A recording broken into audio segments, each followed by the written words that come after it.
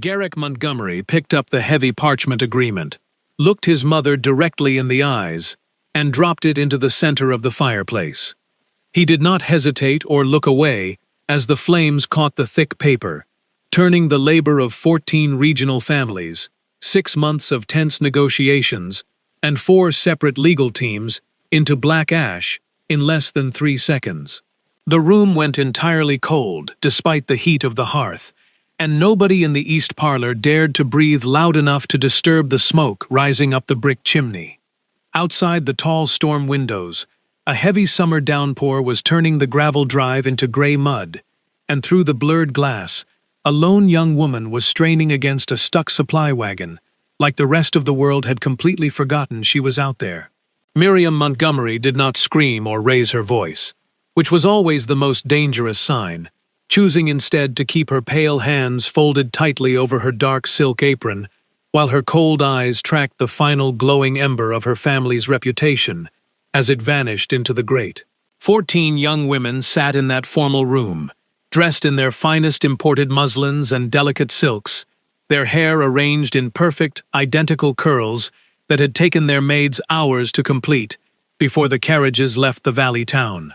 They had spent weeks practicing how to sit without creasing their skirts, how to accept a cup of tea without allowing the porcelain to click against the saucer, and how to look at the Montgomery air without showing the deep dread that usually accompanied a human family meeting the ruling vampire lineage of the valley. Garrick stood before them with his winter-white hair catching the dim lamplight and his snow-pale skin looking completely bloodless against the dark velvet of his high-collared coat. He was not an unfeeling man, but the weight of their expectations and the transactional nature of the blood lineage pact had become too heavy to carry through another afternoon of false smiles and polite nods. Miss Dalton, the eldest daughter of the town banking magnate, had gone entirely white, while the youngest girl in the back row, who could not have been more than 18 years old, was already weeping silently into a lace handkerchief. Miriam moved away from the hearth, her steps making absolutely no sound on the heavy wool rug, as she pointed toward the side door that led to the covered veranda.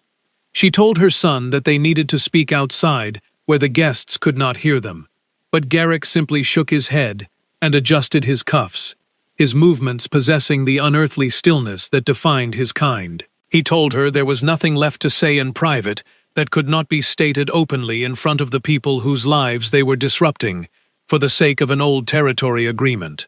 Miriam let out a short, sharp breath that sounded like a dry leaf scraping across stone, her disappointment becoming far more lethal than any physical weapon she could have drawn from her skirts.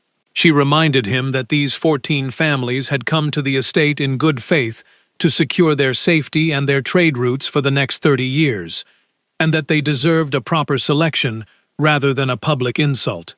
Garrick turned his back on his mother and faced the row of 14 pale faces, knowing he had not planned to burn the document when he woke up at 6 o'clock that morning. The action had come from his hands before his mind could fully process the consequence, the way a horse will sometimes bolt before the rider can tighten the reins. But now that it was done, he felt he owed them something resembling the truth. He told them he was genuinely sorry for the theater they had been forced to endure, acknowledging that every one of them had performed their social duties perfectly and without a single mistake. He explained that he could not stand in a warm parlor and pick a companion from a written list as if he were purchasing a parcel of prime timber or a new team of working oxen from the valley market. The silence returned to the room, heavier this time, until Miss Dalton cleared her throat and asked very quietly if there was someone else he had already chosen in secret. Before Garrick could answer her, a loud metallic crash echoed through the storm windows behind him, followed immediately by a sharp, bitter curse that was completely unsuited for a high society gathering in the Montgomery manor. Every head in the parlor turned toward the blurred glass, where a small, dark-haired woman was down on one knee in the deep mud beside a tilted supply wagon, her hands pressed flat against the wet earth as she pushed herself back up with total disregard for her ruined clothes. She did not cry out or look for help. She simply stared at her palm, which was bleeding visibly even through the heavy rain, before picking up a broken tree branch and jamming it beneath the rear axle to use as a lever. Garrick watched her through the glass as the downpour flattened her dark hair against her cheeks, her movements systematic and stubborn as she threw her entire weight against the wooden lever, without success. He asked his mother who the woman was, but Miriam merely pressed her thin lips together and said it was not the time or the place to discuss the outdoor staff. When he repeated the question, his voice dropping into the lower register that made the window pane vibrate slightly, Miriam explained that the girl was Maeve Higgins, a poor companion brought along by the Bradford family to manage their heavy luggage and tend to the carriage horses. She emphasized that Maeve was not a guest and was only there to serve the people who actually belonged in the parlor, suggesting that a footman would be sent out to handle the wagon once the storm cleared. Garrick looked toward the main entrance, where two large footmen were standing safely under the dry stone archway, simply watching the girl struggle in the mud without moving a single inch to assist her. He did not listen to his mother calling his name a final time. He walked straight through the side exit and stepped directly into the middle of the violent summer downpour. The wind off the eastern hills hit him immediately, carrying the smell of wet clay, crushed pine needles, and the faint, sweet scent of human iron that always accompanied fresh injury. His wool coat was completely soaked within 15 seconds, and the gray mud of the drive coated his boots as he walked around the side of the stone carriage house toward the stalled wagon. Save did not hear him approach because the rain was rattling too loudly against the wooden panels of the vehicle, where she was currently trying to wedge her shoulder under the frame while speaking quietly to the wet horse. The bay mare at the front of the team had her ears pinned flat against her head and her front legs braced forward, signaling that she had given up on cooperation several minutes ago. Garrick stopped 3 feet away from the wheel and told her that her current angle would only cause the wagon to sink deeper into the clay. Maeve spun around with a speed that surprised him, her dark eyes instantly locking onto his face and performing a rapid, careful assessment of his white hair and pale features without showing any signs of typical human terror. She did not drop her branch or back away into the mud. She simply stood her ground and noted that he was the master of the estate, who was supposed to be inside choosing a wife. Garrick admitted that he was, keeping his hands visible and still to show he meant no harm, before pointing toward the drier grass on the right side of the vehicle, where the ground was firm enough to offer proper leverage. Maeve looked at the house, where the bright yellow lights of the east parlor showed the silhouettes of the 14 families watching them from the dry warmth of the windows, and asked him why he had come out into a storm just to give her mechanical advice. Garrick told her that her hand was bleeding onto the wooden spoke, watching as she looked down at the long, jagged cut that ran from the base of her thumb down toward her inner wrist. She immediately wiped the palm against her wet canvas apron, leaving a dark streak behind, and remarked that she had survived much worse than a splinter from an old ash wagon. He did not doubt her statement, but he remained standing in the pouring rain anyway, his pale skin glistening under the gray sky, while the water ran down the silver embroidery of his formal evening vest. Maeve waited for him to give a proper reason for his presence, her posture completely unbothered by the cold water that had soaked through her wool stockings and the hem of her heavy travel dress. When she asked him again why he was standing there, he replied simply that she was the only honest thing he could see from his parlor window. A tiny shift occurred in her expression, her dark eyes narrowing slightly as she tried to determine if his words were merely the smooth flattery of a wealthy landowner or something she could actually trust. She remarked that it was a very peculiar thing to say to a complete stranger in the middle of a flash flood, especially when 14 of the finest families in the valley were waiting for him inside.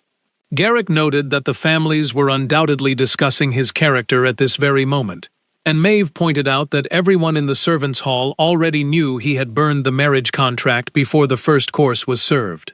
He asked her if it bothered her that such secrets were common knowledge among the staff, but she merely shrugged her shoulders and told him that sound traveled very easily through old stone foundations and open floor vents. She turned her back to him, wedged her shoulder against the right side of the wagon frame exactly where he had indicated, and told him that since he was already wet, He might as well make himself useful. Garrick felt a sudden lightness in his chest that he had not experienced since his father passed away 40 years ago, a time when the full weight of the Montgomery name had settled onto his pale shoulders like a shroud.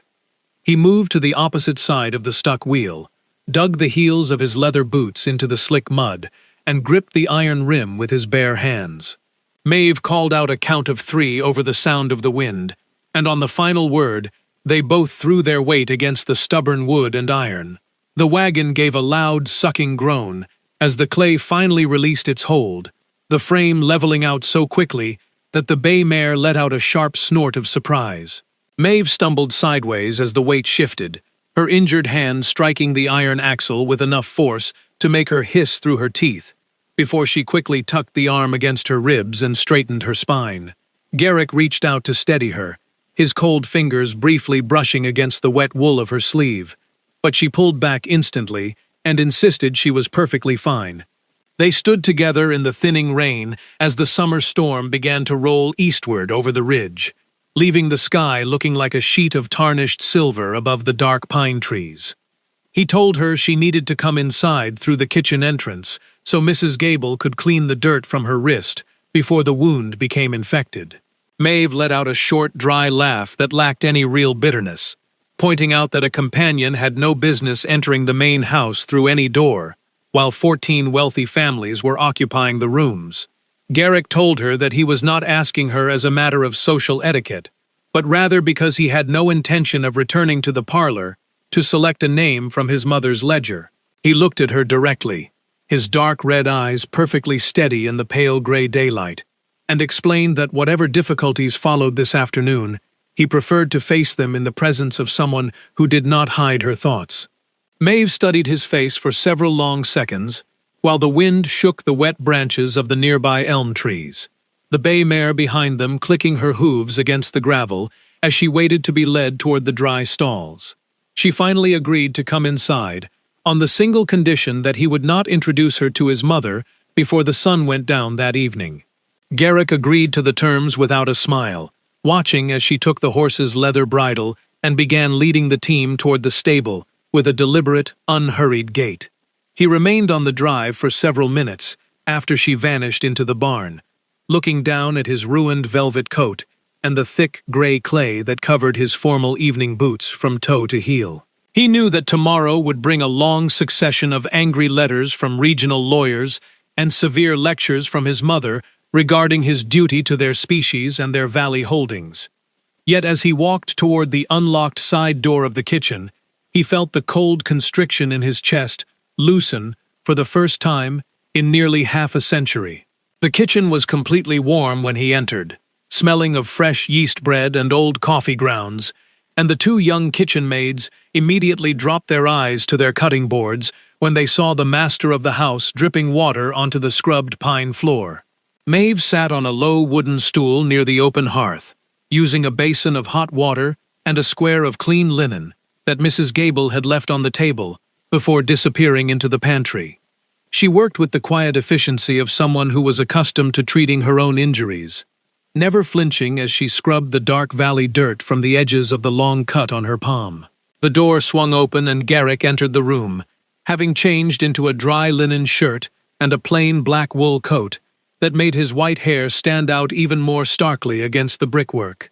He did not ask for permission before pulling a second stool across the floor and sitting down directly across from her, his long, pale fingers resting on his knees as he watched her work.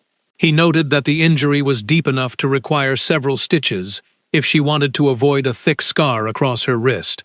Maeve did not look up from her hand as she replied that she already possessed enough scars from her childhood in Rhode Island to make one more completely unnoticeable. Garrick observed her silence for a moment before remarking that his mother had not dismissed the 14 families from the estate, choosing instead to reframe his destruction of the contract as an act of romantic passion.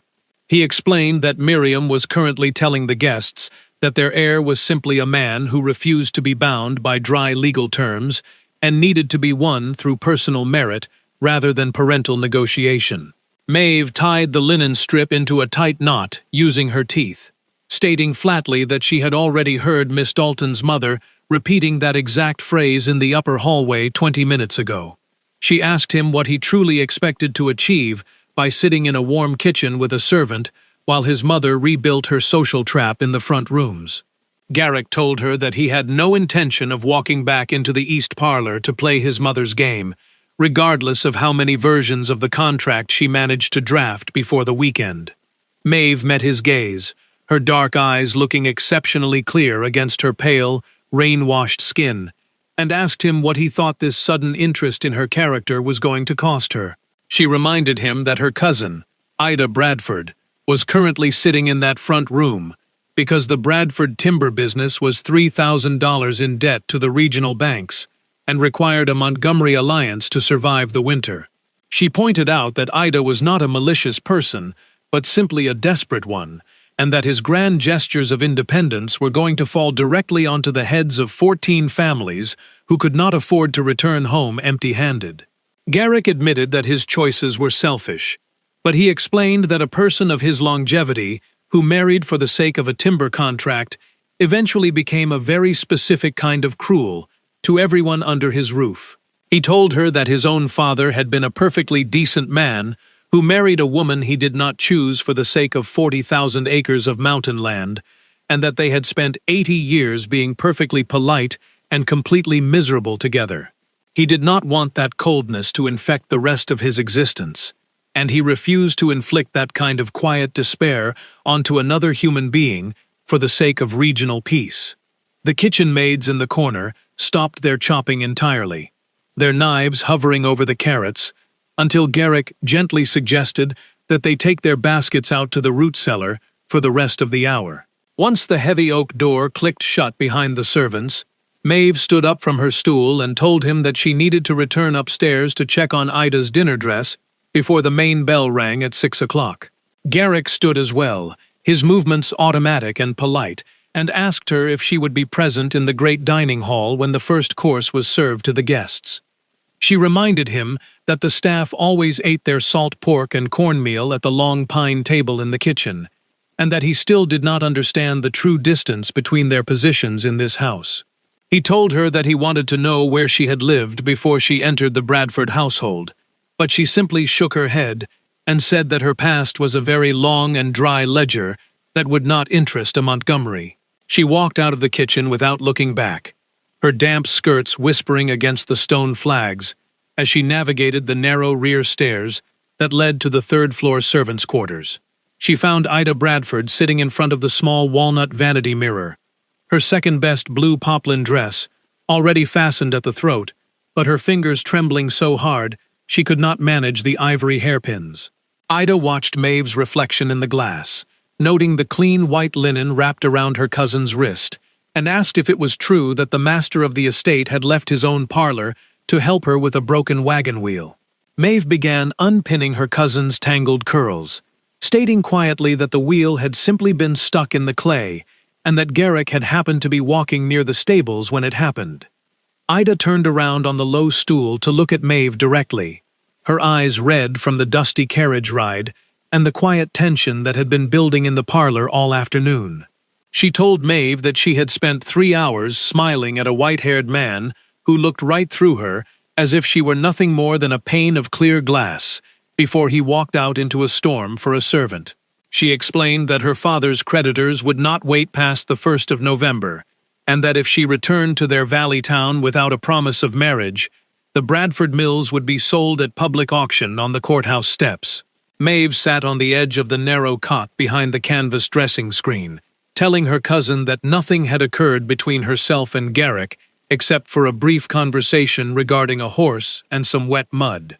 Ida warned her that Miriam Montgomery had already been asking Mrs. Gable about Maeve's background, including how many years she had been employed by the Bradford family, and where her father had lived before his death.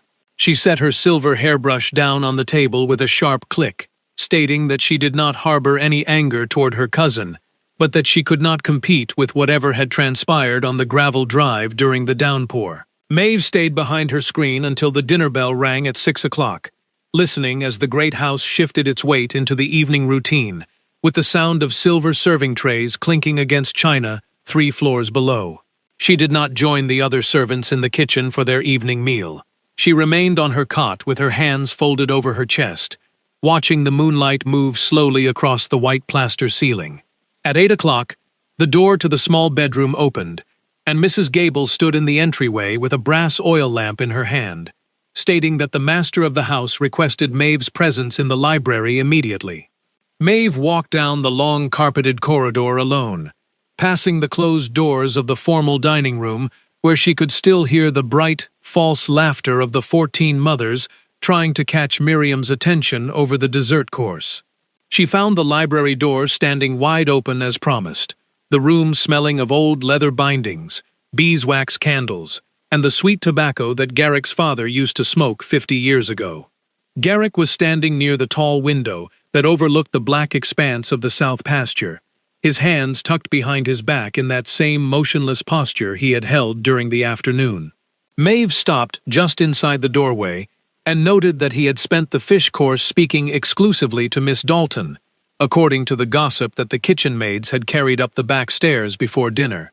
Garrick turned around, took a small folded piece of paper from his coat pocket, and held it out toward her across the dark mahogany writing desk. He explained that the paper was a formal letter addressed to his personal solicitor in the city of Richmond, authorizing a bank draft that would allow her to live completely independently in any town she chose. He told her there were no conditions or future expectations attached to the money, and that she could take the morning stagecoach toward the coast to start her own shop or buy a small cottage far away from the Montgomery family. Maeve looked down at the folded paper, but did not reach out her hand to take it, asking him why he was offering her a fortune when he barely knew the sound of her voice. He answered that he wanted her to possess a genuine choice, rather than the forced necessity that kept her cousin Ida sitting in a parlor performing for a man she feared. He explained that if she accepted the letter and left Pinecrest in the morning, he would return to the East Parlor and select one of the 14 women to satisfy his mother's treaty, ensuring the Bradford Mills remained open. Maeve finally reached out her injured hand, her fingers steady as she took the warm paper from his palm, and told him that she would give him her answer before the sun reached the top of the stable roof the following morning. Maeve did not close her eyes for the remainder of the night. Sitting on the edge of her narrow cot with the Richmond Bank letter pressed against her knee, while she watched the silver moonlight fade into the gray light of dawn, she knew that every sensible instinct she possessed was telling her to pack her single canvas bag, take the early stagecoach from the village corner, and never look back at this valley or its white-haired rulers. She could return to Providence, or buy a small piece of land near the sea, where no one would ever ask her to carry another family's luggage, or clean the mud from another landlord's carriage wheels. When Ida woke up at 5 o'clock to begin her morning toilet, she looked at Maeve's fully dressed figure and noted that the master had given her the power to change her life completely. Maeve replied that money and a real choice were not always the same thing, but Ida simply shook her head as she fastened her travel cloak and stated that to a person without a single dollar in their pocket, they looked identical. The house became active much earlier than usual because Miriam had rescheduled the formal morning meeting for 8:30, hoping to conclude the marriage arrangements before her son could find another way to disrupt the proceedings. Maeve spent the early hours carrying 3 heavy leather trunks down to the waiting Bradford carriage, her skin cold from the autumn mist that was rising off the stone walls of the stable yard. She did not see Garrick until she went into the main barn to check the bay mare's left fetlock, which had been swollen since the wagon had broken down the previous afternoon. Garrick stepped out from the shadow of the hayloft, his white hair looking almost silver in the early morning light that filtered through the high wooden slats of the barn. He asked her if she had read the letter he had given her in the library, and she replied that she had examined every line 3 times before the lamps had burned out in her room. She ran her fingers down the mare's leg, noting the slight heat in the joint, and told him that the animal required 3 days of complete rest before she could pull a heavy carriage back over the mountain pass. Garrick told her that he had not come to the stable to discuss his livestock, and Maeve pointed out that his mother already knew about their kitchen conversation because Mrs. Gable kept a very accurate log of everyone who entered the rear doors. She explained that Miriam had moved the parlor gathering 30 minutes earlier to ensure the 14 families were gone before Garrick could make another public statement regarding his independence. Garrick stepped closer to the wooden stall, his dark red eyes tracking the movement of her hands as she dried them on a piece of rough burlap cloth, and told her that he had no intention of allowing his mother to manage his future. Maeve turned to face him, her back against the mare's stall, and told him that wealthy people always spoke about choice as if it were a natural right, rather than a luxury, that had to be purchased with other people's labor. She pointed out that when he defied his mother, he called it a matter of high principle, but when the 14 girls returned to their towns without an alliance, they faced an immediate ruin that he would never have to witness. Garrick did not deny her accusation, admitting that his actions were selfish and that he had no desire to argue about his own moral failings in front of a woman who had never been given a single advantage. He explained that he was asking her to stay in Pinecrest not because of what his family could give her, but because she was the first person in 40 years who looked at him without calculating the value of his timberland or the danger of his teeth. He told her that when he watched her through the window during the rainstorm, he saw someone who was willing to break her own bones to move a stuck wagon, rather than wait for a savior who was never going to arrive. Before Maeve could answer him, the heavy front door of the manor house slammed open, and the sound of multiple voices carrying across the gravel drive signaled that Miriam's morning meeting had already come to an abrupt conclusion. Garrick walked out of the dark stable into the bright morning mist, with Maeve following 3 steps behind him to witness the final departure of the 14 regional families. Miriam Montgomery stood on the high stone steps of the porch, her dark silk dress perfectly pressed, and her pale hands resting on the iron railing as she watched her footman load the final trunk onto the Dalton coach. Ida Bradford was standing near the rear wheel of her family's carriage, her small traveling case held tightly in both hands as she watched her cousin emerge from the barn beside the white-haired heir. Ida did not wait for her father to call her from inside the coach. She walked directly across the damp gravel, stopped 2 feet away from Garrick, and told him that her cousin was a good person who did not deserve to be used as a weapon against his mother. Garrick looked down at the young human woman and assured her that he harbored no intention of causing Maeve any harm, acknowledging that she had entered his valley through no fault of her own. Ida turned her face toward Maeve, her expression entirely free of the false parlor manners she had worn for the past 2 days, and told her to not waste the opportunity that had been placed in her hands before climbing into the black carriage. The Bradford coach moved down the long cedar avenue, its iron wheels crunching loudly against the wet stones until the sound died away into the lower valley forest. Miriam watched the vehicle vanish before turning her cold, pale gaze toward Maeve for the first time since the rain had started, telling both her son and the servant to follow her into the private study immediately. The study was a narrow, functional room filled with tall walnut ledgers, old survey maps of the Virginia hills, and the faint smell of dried ink that always accompanied the actual business of the Montgomery estate. Miriam sat behind the massive oak desk, while Garrick remained standing near the hearth, his pale skin looking completely rigid against the dark green velvet of the window curtains. Maeve stood near the heavy oak door, keeping her fingers hooked into the pockets of her canvas apron to hide the white linen bandage that was still wrapped around her right wrist. Miriam looked up from her papers and told Maeve that she was entirely unsuitable by every standard that the Valley families use to measure an alliance, possessing neither a respected name nor a single dollar of dowry to offer the house. She explained that her son was currently making the most foolish decision of his long adult life because he had allowed a single afternoon storm to distort his perception of his duties to their lineage. Maeve met the older woman's gaze without shifting her weight, replying that she had not entered this room to ask for the family's approval or to beg for a permanent position among their staff. She stated that she had spent her entire life working in houses where she was completely invisible to the people who owned the floors, and that she had no desire to occupy a space where she was viewed as a dangerous infection. Miriam studied her for several long seconds, her pale fingers tapping a slow, even rhythm against the leather desk blotter, before she asked Maeve what she truly wanted from this situation. Maeve answered that she simply wanted to matter to something that was real, rather than spend the next 30 years managing the luggage of people who did not know her father's name. Miriam closed her eyes for a single brief second, a tiny movement that revealed the immense weariness she had been hiding beneath her perfect social composure since the contract had burned. She then looked at her son and commanded him to leave the study so she could speak with Miss Higgins without the distraction of his interference. Garrick looked at Maeve, waiting for a small nod of agreement from her dark eyes, before he turned on his heel and closed the heavy oak door behind him with a quiet click. Miriam waited until the sound of her son's footsteps had completely died away down the long corridor before she pointed toward the empty leather chair across from the desk and told Maeve to sit down.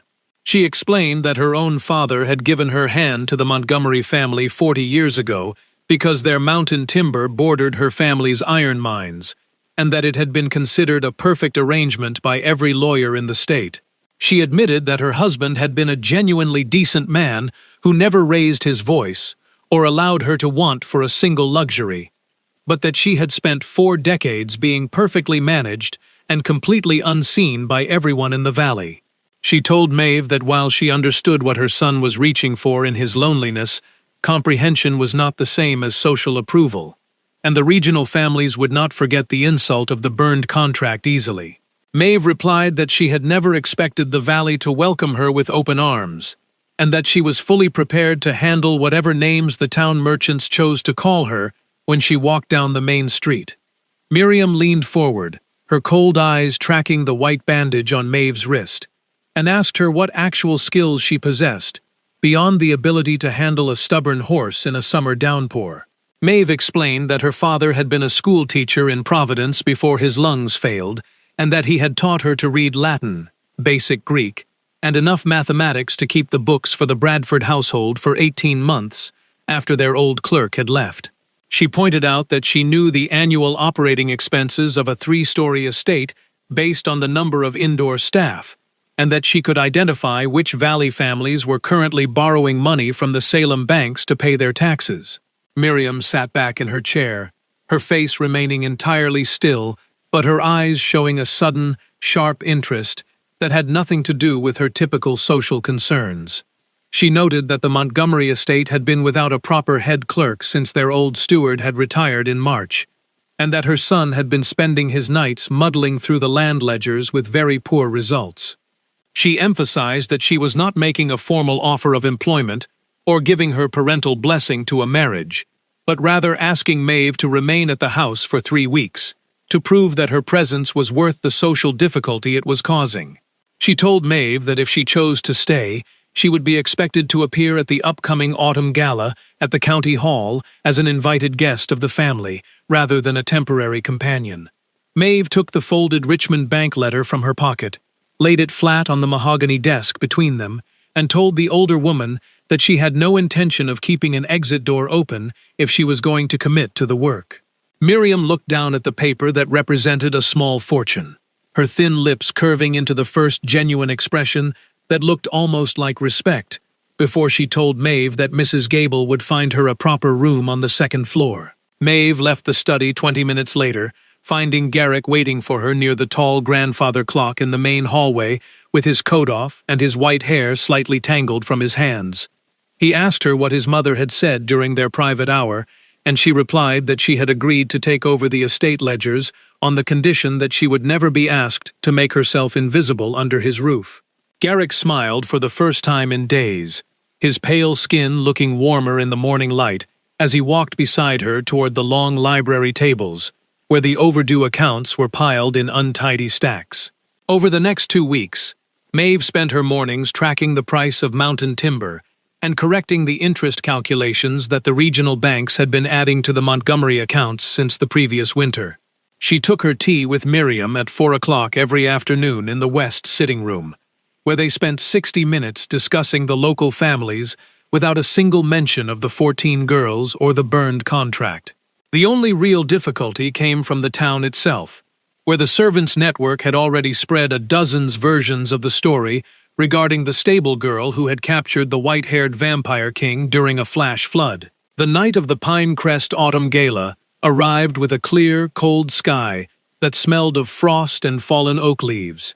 The valley town down below lighting its street lamps early to welcome the regional landowners to the county hall. Maeve stood in front of the long mirror in her new second-floor bedroom, smoothing the skirts of a dark green wool dress that Aunt Beatrice had helped her secure from a professional seamstress in Salem. The garment possessed none of the delicate lace or bright silk embroidery that the Dalton daughter had worn, but it fit her shoulders perfectly and allowed her to move without the stiff, artificial posture of the valley elite. Garrick knocked on her door at 7 o'clock, dressed in a plain black velvet suit that made his pale skin look like carved marble under the flame of the oil lamps. He offered his arm as they descended the grand staircase together, his cold fingers steady against her wrist, while Miriam and Beatrice followed 2 steps behind them, with their heads held high. The carriage ride down into the valley town passed in complete silence, the iron tires striking the frost-covered stones of the avenue with a sharp, rhythmic sound that matched the steady beating of Maeve's heart. When the vehicle pulled up in front of the brightly lit county hall, the noise of the crowded ballroom visible through the tall windows died down into a low, collective murmur as the Montgomery livery was recognized by the gatekeepers. Garrick stepped down first, turned immediately to offer his hand to Maeve, and led her through the double oak doors into the center of the crowded hall, without a single trace of hesitation. The first 30 minutes were a long succession of cold stares and sudden pauses in conversation, whenever they walked near the punch bowls or the velvet benches where the town elders sat. Maeve kept her chin up and her spine straight, meeting the eyes of every merchant and landowner who looked her way, until Mrs. Fenwick, the formidable head of the town charitable committee, walked directly across the floor toward them. Mrs. Fenwick ignored Garrick entirely, focusing her sharp eyes on Maeve's green dress, before stating that she had heard about the corrections that had been made to the Montgomery timber accounts the previous week. Maeve explained the mathematical discrepancies she had found in the regional grain ledgers as well, speaking with a calm, flat accuracy that caused the older woman to nod her head in sudden approval.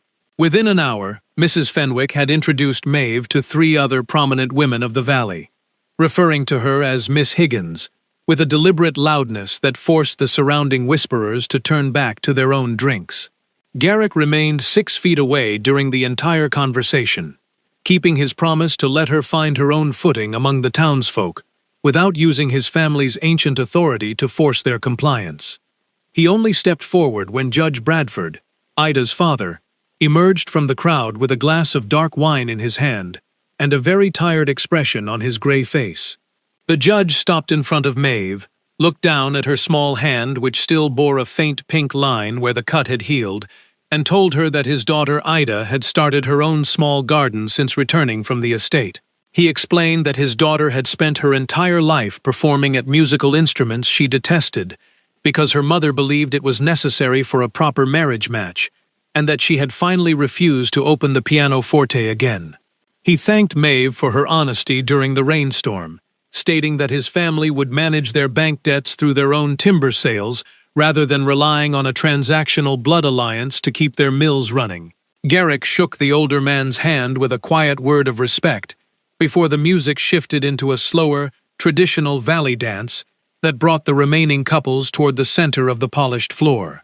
Garrick turned to Maeve, his white hair catching the silver reflection of the tin chandeliers above, and asked her if she would grant a poor dancer the privilege of the final set before the supper tables were laid out.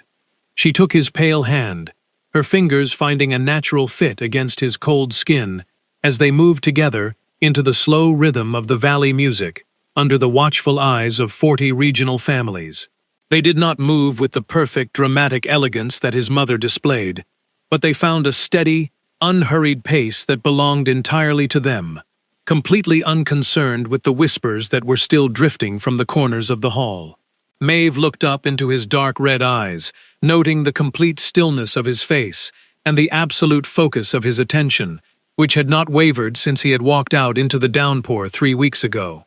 As the music drew to its final quiet cadence, and the guests began to move toward the long dining tables at the rear of the hall, Maeve allowed herself to look out through the tall glass windows toward the dark ridge of the Virginia mountains.